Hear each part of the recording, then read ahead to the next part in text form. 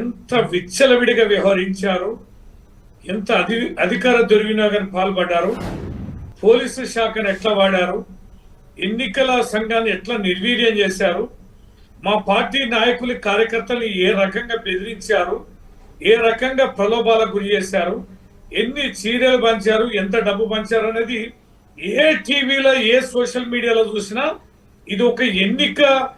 నిజంగా ఇంత జుగుప్సకరంగా నా రాజకీయ జీవితంలో కూడా చూడలేదు. నేను లైవ్ పాలిటిక్స్ లో 30 years నుంచి ఉన్నా. నేను స్వయంగా ఇన్ఛార్జిగా ఉన్న ఉప ఎన్నికలు కూడా నిర్వహించినాం.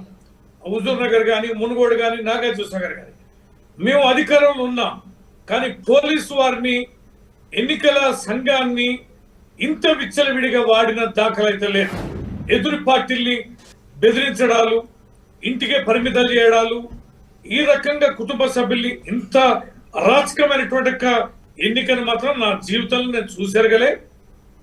ఇది వారికి మొత్తానికి వాటెవర్ వాళ్ళ అధికార దుర్వినియోగమా, పోలీసులా, అవన్నీ పక్కన పెడితే మీరు ఒప్పేసుకున్నారా అంటే ఓటమి పాలవుతుంది బీఆర్ఎస్ అని? ఏది ఏమైనా చేసి గెలవాలని ముఖ్యమంత్రి గారి యొక్క సంకల్పానికి అనుగుణంగా యావత్ ఈ రోజు డిప్యూటీ సీఎం గారు కూడా ఫీల్డ్ లో తిరిగారు. ఇదే ఆది శ్రీనివాస్ గారు కూడా వారి నియోజకవర్గంలో తిరగకూడదు అయినా కూడా వీళ్ళు తిరిగారు. మంత్రులందరూ కూడా తిరిగారు.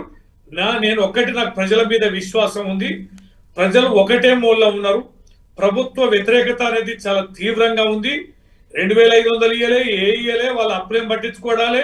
ఈ ప్రభుత్వం చేసిన రూపాయి అభివృద్ధి లేదు, పని లేదు. ఈ ప్రభుత్వం దోచుకోవడం, దాచుకోవడం, కలహాల కాపుతో నడుస్తున్న తప్ప ప్రజల హితం కోరేది కాదనేది ప్రజాక్షేత్రంలో నేను ఈ నిమిషం వరకు కూడా చూసిన అపారమైన నమ్మకం నాకుంది. వీరిచ్చిన కానుకలు, ప్రలోభాలకి ఎందుకు మాట్లాడాలని మాట్లాడకపోయి ఉండొచ్చు, మీ సర్వేలకు దొరకకపోయి ఉండొచ్చు. కానీ మాకు బూతులలో ఓటింగ్ జరిగిన సరళి కానీ, ఆ విధానం కానీ ఖచ్చితంగా మాకు సానుకూలంగా ఉంది. మేమే గెలవబోతున్నాం అనే నమ్మక విశ్వాసం అయితే సుదీర్ఘకాలం క్షేత్రంలో ఉండి పనిచేసేవాడిగా నాకైతే ఆ నమ్మకం ఖచ్చితంగా ఉంది. రైట్. కళ్యాణ్ గారు, ఆర్ శ్రీనివాస్ గారు చెప్పారు కదా ఇన్ని రకాలుగా చేసినామని.